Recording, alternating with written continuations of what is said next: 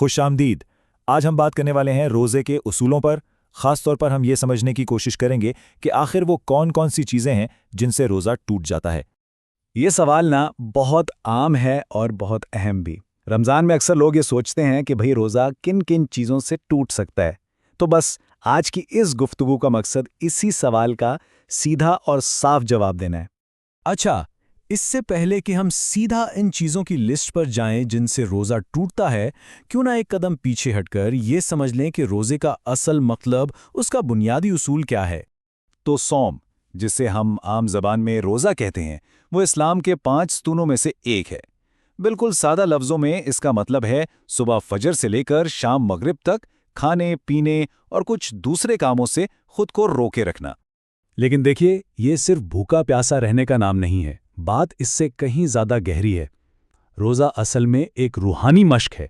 अपने नफ्स पर काबू पाना, खुद को नज़्म ज़ब्त सिखाना और अल्लाह से अपने ताल्लुक़ को और मजबूत करना, ये इस सब का नाम है। चलें जी, बुनियाद तो हमने समझ ली। अब आते हैं असल मौजू पर। वो कौन से काम हैं जिनसे रोज़ा टूट जाता है। आसानी के लिए ना हम इनको कुछ हिस्सों में तकसीम कर लेते हैं। मोटे तौर पर देखें तो 2 बड़ी कैटेगरीज बनती हैं। पहली है जानबूझकर कुछ खाना पीना, मतलब कोई चीज़ जिस्म के अंदर ले जाना, और दूसरी कैटेगरी में कुछ खास जिस्मानी आमाल आ जाते हैं। तो पहली कैटेगरी तो बहुत सीधी सी है, जानबूझकर कुछ भी खाना या पीना। कोई भी चीज़ जो मुंह के रास्ते अंदर जाए। इसमें खाना पीना तो है ही, लेकिन साथ में दवा लेना और हाँ, सिगरेट नोशी या वेपिंग भी इसी में शामिल है। अब यहाँ एक बहुत ही अहम बात आती है। ये सारी चीज़ें रोज़ा तभी तोड़ती हैं जब ये जानबूझकर की जाएं, पूरे होशो हवास में। अगर कोई भूल कर, बिल्कुल याद ना होने पर कुछ खा पी ले तो उसका रोज़ा नहीं टूटता। अल्लाह की तरफ से भूल चूक माफ़ है। अच्छा, तो ये जो जानबूझकर और भूलकर वाला मामला है ना, इसी से जुड़े कुछ आम सवालात हैं जिनमें लोग अक्सर कंफ्यूज हो जाते हैं। चलें इनको देखते हैं।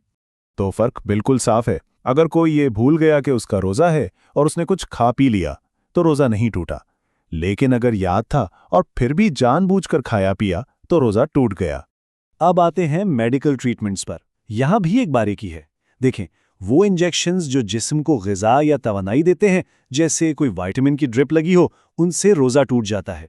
लेकिन वो इंजेक्शंस जो सिर्फ इलाज के लिए हैं, जैसे वैक्सीन लगवाना या इंसुलिन लेना, जिनका मकसद ग़िज़ाइयत देना नहीं है, उनसे रोज़े पर फ़र्क नहीं पड़ता।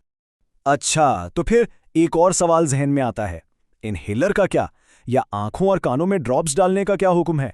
ये भी बहुत पूछा जाता है। तो इस पर ज़्यादातर उलमा का यही कहना है कि इन चीज़ों से रोज़ा नहीं टूटता। वजह यह है कि ये चीज़ें ना तो ग़िज़ा हैं, ना ही पीने की कोई चीज़, और ये आम तौर पर तिब्बी ज़रूरत के लिए इस्तेमाल होती हैं। और ये सारी मिसालें, चाहे भूलने की हों या मेडिकल ट्रीटमेंट की, हमें एक ही मरकज़ी ख़याल की तरफ वापस लाती हैं। वो बुनियाद जिस पर रोज़े की पूरी इमारत खड़ी है, और वो बुनियाद है नीयत। इस्लामी कानून का एक मशहूर असूल है, अमाल का दारोमदार नीयतों पर है। मतलब ये कि कोई काम क्यों किया जा रहा है, ये इरादा असल चीज़ है। तो रोज़े के मामले में भी यही है। ये सिर्फ जिस्मानी तौर पर खाने पीने से रुकना नहीं है। इसके पीछे नीयत क्या है, मकसद क्या है, ये सब कुछ अल्लाह की खुशनुदी के लिए किया जा रहा है। ये एहसास सबसे अहम है। चलें तो जल्दी से सारी गुफ्तगू का खुलासा कर लेते हैं ताकि अहम बातें जहन में रह जाएं। सबसे पहली बात, रोज़ा सुबह फजर से शाम मगरिब तक है। दूसरी, जानबूझकर कुछ भी खाने पीने या सिगरेट वगैरह पीने से रोज़ा टूट जाता है। तीसरी, भूलकर खाने पीने से रोज़ा नहीं टूटता। चौथी, कुछ तिब्बी इलाज की इजाज़त है, जैसे गैर ग़िज़ाई इंजेक्शंस।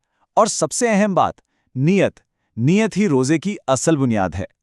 और आखिर में एक सवाल सोचने के लिए, इन तमाम उसूलों और कानूनों से आगे बढ़कर रोज़े का वो असल रूहानी मकसद क्या है जिसे हासिल करने की हम सबको कोशिश करनी चाहिए।